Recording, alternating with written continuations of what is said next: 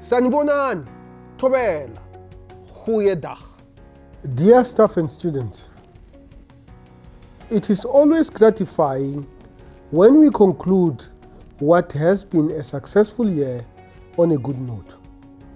Following the good performance of our 6 subjects in the Times Higher Education World University Rankings by Subject results 2 weeks ago, I am again pleased to report that UJ has done well in 4 additional subject areas.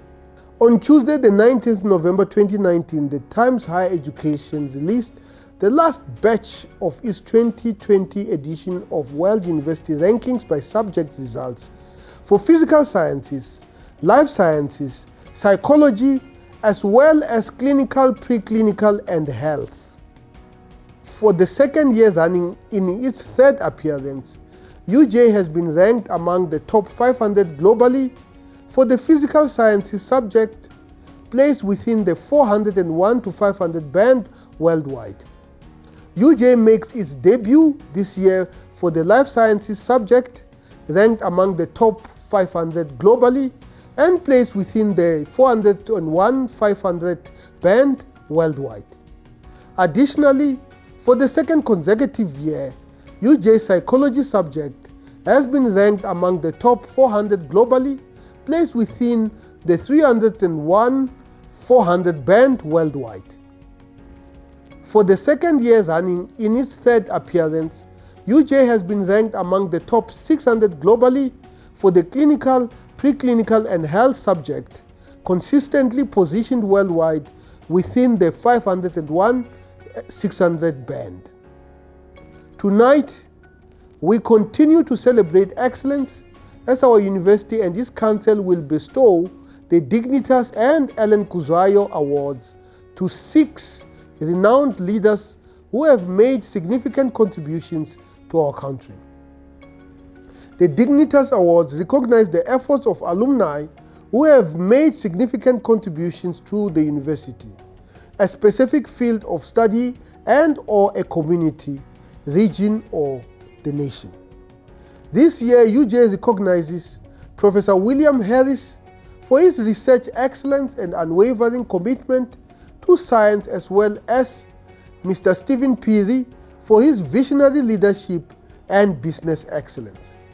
Simultaneously, the UJ Council will also honor 4 of the 6 individuals whose outstanding contributions have had a positive impact on our society. The recipients of the Council's Ellen Kuzwayo Awards are Anne Bernstein, Wendy Custance, Prex Govender, and James Mutlatsi. The Ellen Kuzwayo Council Award is in the form of a specially minted medallion and an accompanying protocol. Bernstein is honored for her outstanding scholarship and expertise, while Custance is recognized for their commitment to conservation and tourism in South Africa.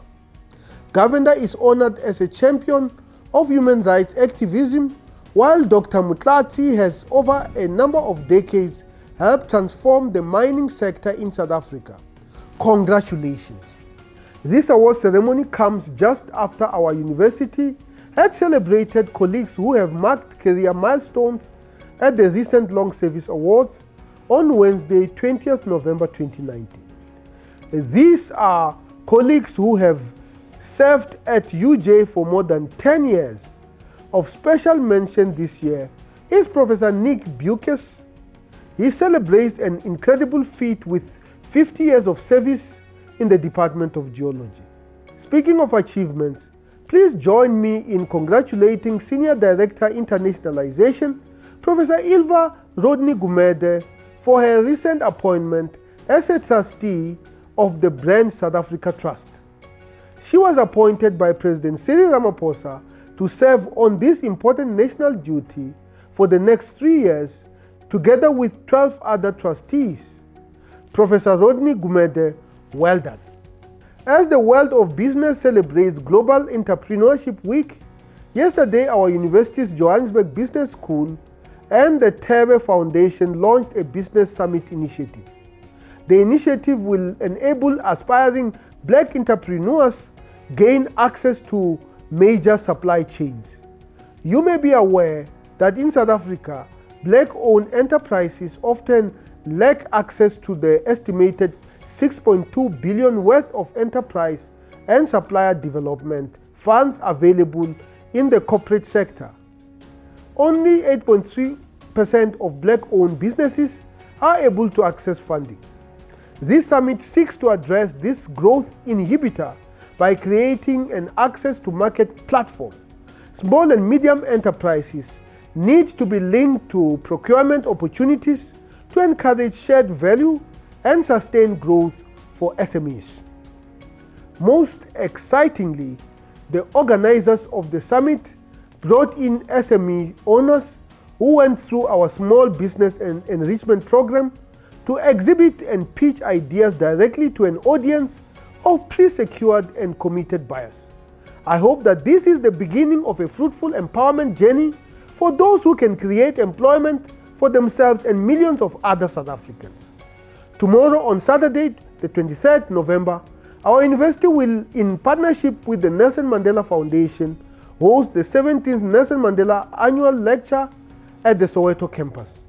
The much anticipated lecture will be held under the topic Constitutionalism as an Instrument for Transformation, and the Chief Justice Mogoeng will deliver the keynote address.